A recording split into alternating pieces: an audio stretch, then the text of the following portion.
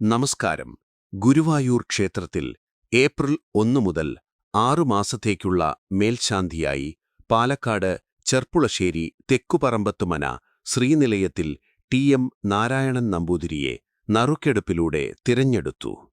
49 അപേക്ഷകരിൽ നിന്നും കൂടിക്കാഴ്ചയിൽ യോഗ്യത നേടിയ 35 പേരുടെ പേരുകൾ നറുക്കിട്ടെടുത്തതിൽ നിന്നാണ് ടി.എം. നാരായണൻ നമ്പൂതിരിക്ക് ഗുരുവായൂരപ്പന്റെ മേൽശാന്തിയായി നിയോഗം ലഭിച്ചത്.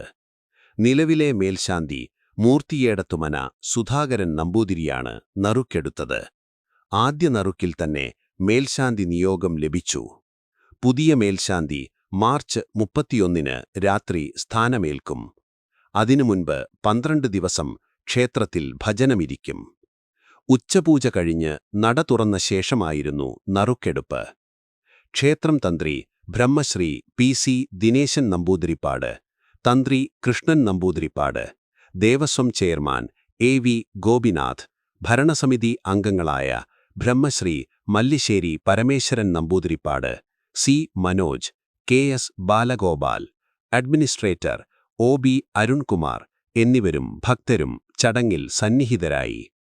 മേൽശാന്തിയായി തിരഞ്ഞെടുക്കപ്പെട്ട ടി.എം. നാരായണൻ നമ്പൂതിരി പാലക്കാട് ഇല്ലിക്കൊട്ടുകുറിശി ശിവക്ഷേത്രത്തിലെ നിലവിലെ മേൽശാന്തിയാണ്.